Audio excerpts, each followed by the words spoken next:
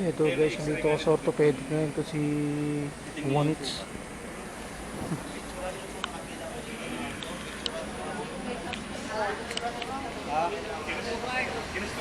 Oo nga, mga PWD. Yung blue card, pipicturean. Blue card lang. Ayan. Dali, naipit yung ano. Anong kabilaan na? Nag-DSWD pa kasi naman ako. Binigyan naman ako ng kalahati.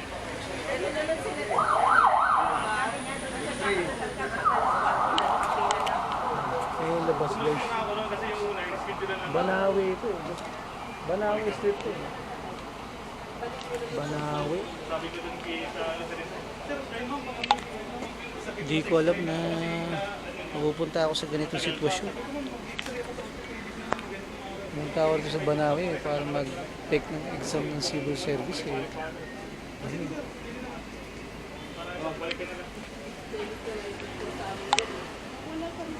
May ipis pa. Pag nandiyan na, saka tayo magana.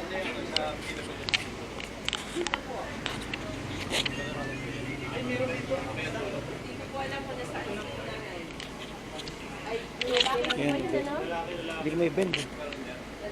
Kailan lang po kayo nagsimula? Labas nila yung Hindi ko may bend.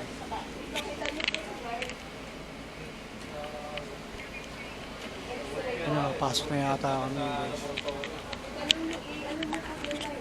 Ngiti.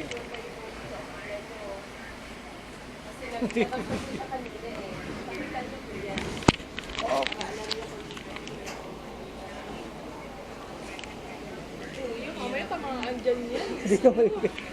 Ipis! Hindi ko may Ay, bend. ibig sabihin. Saan? Buhay na, iniipis na.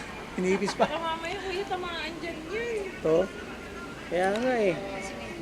Hindi ko may bend eh. Nabakalan na to kaso di ko siya may bend to. Kaya tumatayo ako.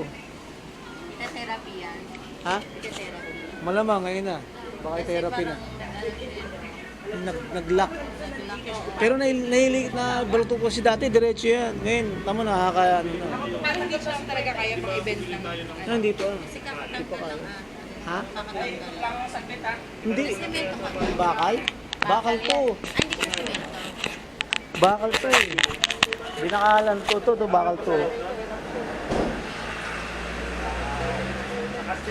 Ayan, stapler yan mula rito. Literahan ka pa. May 22. May 22 pa? Balik therapy yan. Pangalawang check-up na to eh. Buti nga nailalakad ko na eh. Grabe. Ano dati wheelchair? Dati nag-ganun ako wheelchair. Wheelchair. Hindi ko kaya eh. Nakasaklay. Sa bahay saklay. Sa bahay saklay. Eh, sabi ng doktor, huwag ka muna raw iaapak. Eh, nainip ako. Pinapak. Inunti-unti ko, puta kailangan makaalakad ako. Nainip. Inunti-unti, nakalakad ako ng ano, naibalanse ko. Hanggang So, huwag niyo mo ng pwersa yung kuya. nung isang araw, di nailalakad ko na. Hinakbang ko naman sa ano, sa hagdan. Kailangan makakit ako. Hindi, nakakit na ako. Unti-unti. Wala eh, mababalda ako eh. Ganun ako. Oo, unang x-ray. Hindi, una yan. Dito. Wala naman pong... Hindi, ngayon pala ito yung x-ray po. Kasi kami, bawal pa siyang umakit ng mga hagdan. Kaya pag binababa namin siya, nakakupot siya na binubuhat. Okay. Kasi Si mami niyo, oo. baka ma-dislocate. Oo. Yun ang iiwasan kasi dapat bago mag-x-ray, dapat hindi magagalaw yung bakal. Okay. Kasi once na na-dislocate, puoperahan ulit. Sigurado mabigat mo ulit dito. Kasi may pumila dito na sa taon na siya mahigit. Nagkaroon ng problema yung bakal niya na magatong hita niya. Kaya ako pala, operahan siya ulit. Biruin mo yun, taon ka na. Ganun taon na siya. Na-dislocate. Meron pong possible daw po. Kaya ang pag-upo ng nanay ko, hindi na 100%. Dapat nakapin. 1 year na siya. Hindi po, yung kasabay namin na Oh, yung na-dislocate, 1 year na siya. diba, hindi galaw-galaw. Pinipilit kasi, parang ikaw, pinipilit. Kami hindi talaga namin siya itinuon hanggat walang sinabi ng doktor. Oh, di ba? Nakabili na kami. Ito ni pasyente. Tapos hinahingi ulit kami para makagalit. Ah, hindi naman siya nagpa-opera. Pero nabakala na siya.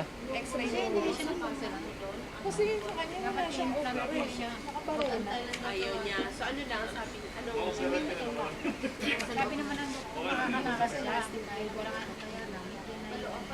Normal. So yung bakal mo tatanggalin. Wala sinabing tatanggalin ko. Wala po sinabi sa'yo. Kasi kung noon pa man, diba, dapat sinabi niya na Pero close talaga. wala eh. Kasi yung bakal na nandun sa ano, parang nasa loob ng bone marrow. Alam mo yung bulalo? Pag sinisip-sip, hinihigop. Doon nilagay yung bakal sa loob eh. Oo. Ayan nandun sa loob. okay na yung ano niya eh. Kaya mga kasi yun, laki ng hiwa ko rito mula dito hanggang dito. 17 stapler. Tapos nung tinatanggal na rin, puta. Sakit pala ano. Wala akong anesthesia. Wala. Pag tinanggal, 17. tinanggal naman pala. Tinanggal, wala na anesthesia yun. Ang sakit. Masakit.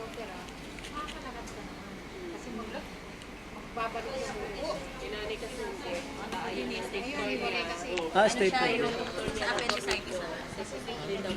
Pagano lang yun, di ba? Parang ganun-ganun. Oo.